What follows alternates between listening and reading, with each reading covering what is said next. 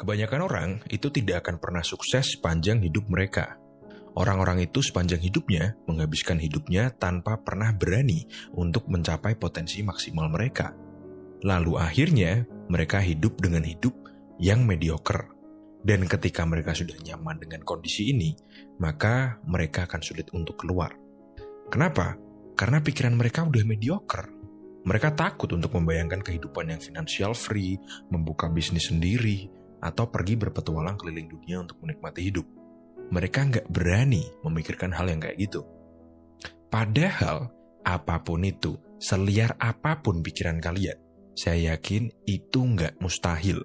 Asalkan kalian berani memikirkan, dan kalian tahu bagaimana caranya untuk memulai.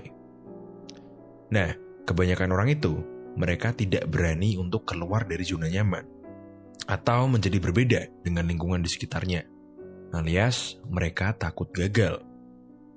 Yang padahal kita itu baru bisa sukses ketika kita berani untuk gagal. Ketika mereka melakukan sesuatu dan mereka payah dalam melakukannya, maka berarti itu bukan bidangnya atau dia tidak berbakat. Padahal baru nyoba sekali dan mereka udah langsung mikir kayak gitu. Enak banget dong kalau ada orang yang baru invest saham pertama kali, bisnis pertama kali, langsung cuan gede dan sustain. Nggak mungkin lah. Orang Warren Buffett yang seumur hidup dihabiskan untuk belajar investasi aja, dia masih sering mengalami kerugian. Lah, kalian yang baru belajar seminggu, langsung nyoba, terus gagal, lalu membuat kesimpulan bahwa kalian tidak berbakat. Yang berarti, harga diri kalian, kepercayaan diri kalian, itu hanya berdasarkan pada performa kalian dalam suatu bidang. Dan ketika kalian gagal dalam bidang itu, langsung harga diri dan kepercayaan diri kalian hilang. Dan ketika kalian terus-terusan seperti itu, maka kalian akan menghabiskan hidup dengan menjadi orang yang mediocre. Kita bikin simple. Kalau kalian takut gagal, kalian tidak akan bisa belajar dari pengalaman. Dan ketika kalian tidak pernah belajar, maka kalian tidak akan pernah berkembang. Saya jadi ingat sama kata-katanya Thomas J. Watson. Kurang lebih kayak gini. Kalian pengen saya kasih formula untuk sukses? Simple banget. Lipat gandakan rasio kegagalan kalian. Mungkin kalian berpikir kalau kegagalan itu adalah lawan atau musuh dari kesuksesan. Yang padahal enggak. Ketika kalian mengalami kegagalan, kalian cuma punya dua pilihan. Kalah melawan kegagalan atau belajar dari kegagalan. Jadi, banyak-banyaklah gagal dan belajar darinya. Maka kalian akan menemukan kesuksesan. Bagus kan kata-katanya? Kita bikin simpel lagi. Kalau kalian gak mau gagal, maka dijamin hidupmu akan menjadi mediocre. Dan kalau kamu mau mencapai potensi maksimalmu, maka kamu harus berani gagal. Kegagalan itu akan mengajarkanmu tentang humility atau rendah hati.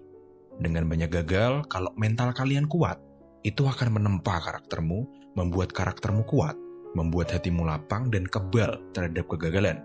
Sehingga kalian tidak mudah goyah ketika dihadapkan dengan permasalahan yang memang mungkin sulit untuk kalian selesaikan. Saya akan berbagi sedikit pengalaman pribadi saya ketika saya belajar negosiasi dan dagang dalam waktu yang bersamaan. Waktu itu saya mau jual HP. HP-nya masih bagus. Bagus banget. Saya jual karena nggak kepake dan kebetulan saya lagi butuh uang. Butuh banget. Sebelum jual saya cek harga pasaran di 2,8 juta. HP BlackBerry di tahun 2000-an. Saya lupa tepatnya tahun berapa. Saya masih SMA, akhirnya saya pasang di 3 juta. Dengan target kejual itu 2,5. Nggak apa-apa, karena saya lagi butuh uang. Selang sehari setelah saya posting iklan, ada yang ngajak COD. Sebelum COD, saya belajar banyak banget tentang negosiasi, agar saya jual HP bisa sesuai harga yang saya mau. Ketika COD, dia datang pakai mobilnya tuh bagus. Saya mikir dong, wih orang kaya, nggak ditawar nih. Ternyata saya salah. Tanpa basa-basi, dia langsung nawar 500.000. Saya shock dong. Tapi saya berusaha tetap tenang dan mencoba mengaplikasikan ilmu yang sudah saya pelajari kemarin. Ternyata dia nggak ngasih saya ruang untuk negosiasi sama sekali. Singkatnya, saya dibantai habis-habisan. Saya ditekan untuk jual HP dengan harga murah. Tapi untungnya saya masih bisa tenang dan saya cancel. Saya pun pulang dan belajar negosiasi lagi. Nggak lama kemudian, ada yang ngajak COD lagi. Dan masih sama, saya gagal mendapatkan harga yang saya mau. Dan saya nggak dikasih ruang untuk negosiasi sama sekali. Dan itu kayak gitu terus sampai beberapa kali. Tapi saya tidak menyerah dan terus belajar bertahun-tahun. Hingga tanpa saya sadari, ilmu negosiasi saya udah sangat baik untuk seumuran anak kuliah. Dari jual HP, saya bisa jual motor, jual mobil, jual tanah untuk pendapatan pasif saya selama kuliah. Oke lanjut, kebanyakan orang itu lebih ingin menghabiskan waktu dengan mengkonsumsi entertainment dan hal-hal yang mendistraksi. Mereka lebih suka itu daripada belajar, daripada berjuang. Enggak mengejutkan sama sekali, memang itu udah sifat dasar manusia. Mudah bosan dan selalu mencari hal yang menyenangkan. Dan akhirnya banyak sekali orang yang menghabiskan hidupnya tanpa memiliki satupun skill yang mereka kuasai dengan baik. Kenapa? Karena untuk menguasai suatu skill, kalian harus rajin, kalian harus rutin belajar. Dan belajar itu sifatnya repetitif, dan repetitif itu selalu membosankan. Maka dari itu, banyak orang yang berhenti belajar dan akhirnya tidak memiliki spesialis apapun sepanjang hidupnya. Kabar baiknya, karena 90% orang seperti ini, dan jika kalian mau menjadi 10%-nya, yang mau belajar, mau berjuang, mau bekerja keras, saingan kalian itu sedikit, kompetisinya sepi, lawannya sedikit, sehingga harusnya kalian lebih mudah untuk mendaki sampai ke puncak. Jadi ingat, jika hari ini kalian belajar sesuatu, maka di luar sana ada jutaan orang yang tidak belajar sesuatu. Jika hari ini kalian bangun lebih pagi, maka di luar sana ada jutaan orang yang bangun siang. Dan jika hari ini kamu memutuskan untuk terus maju, maka di luar sana ada jutaan orang yang memutuskan untuk berhenti. Nah, ironinya, 90% orang mediocre tadi, mereka berjuang satu sama lain untuk posisi yang mediocre juga. Otomatis, karena tempat mediocre itu diperebutkan 90% manusia, maka persaingannya lebih sulit, lebih kompetitif. Saya kasih contoh. Ini saya nggak menjelekkan CPNS ya. Ada karyawan saya, dia masih kuliah. Dia ini pinter banget, dia juga sangat disiplin, potensinya benar-benar luar biasa. IPK-nya tinggi banget.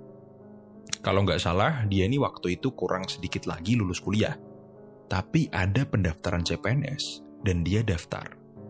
Dia daftar yang untuk lulusan SMA. Otomatis, kalau lolos, dia jadi PNS yang golongan rendah. Dan dia pun lolos.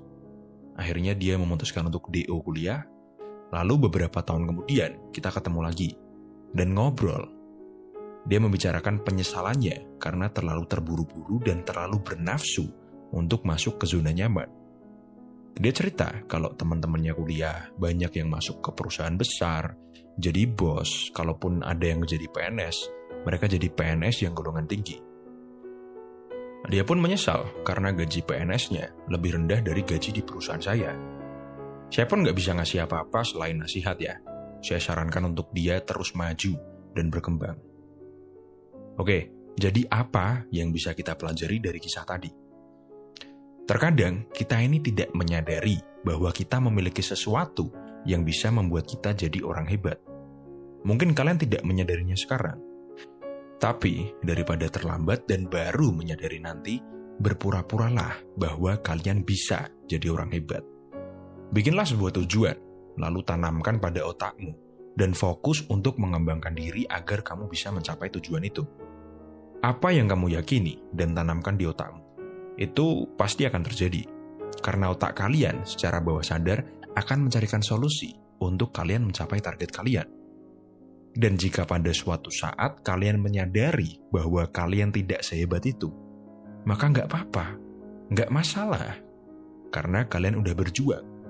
Daripada kalian di akhir hidup kalian menyesal karena sebetulnya kalian ini bisa menjadi orang yang hebat, tapi kalian tidak mau berusaha. Dan sekarang udah terlambat karena kalian udah tua. Dan itu akan menjadi penyesalan hidup kalian. Ingat kata Soekarno, bermimpilah setinggi langit, jika kalian jatuh, maka kalian akan jatuh di antara bintang-bintang. Kalau target kalian jadi orang terkaya di Indonesia dan kalian gagal, maka saya yakin setidaknya kalian akan menjadi orang terkaya di kota kalian. Kalau target kalian lulus S3, maka saya yakin setidaknya kalian akan lulus S2. Tapi saran saya untuk target ya, kalau bisa sih jangan menargetkan sesuatu yang money oriented atau title oriented. Targetmu itu harusnya menjadi seseorang yang bisa kamu banggakan. Apapun itu, kembali pada diri kalian masing-masing. Kalau saya, mungkin ini agak konyol bagi sebagian orang. Tapi, saya ingin jadi orang Indonesia pertama yang berhasil mendaki 14 puncak gunung dunia dengan ketinggian di atas 8.000. Karena target saya itu butuh uang, maka tanpa saya sadari, saya juga cari uang. Dan sekarang saya udah punya banyak uang, dananya udah siap, tinggal persiapan aja sebelum eksekusi. Oke, sekian dari kuliah kita hari ini. Jangan lupa like, share, dan subscribe.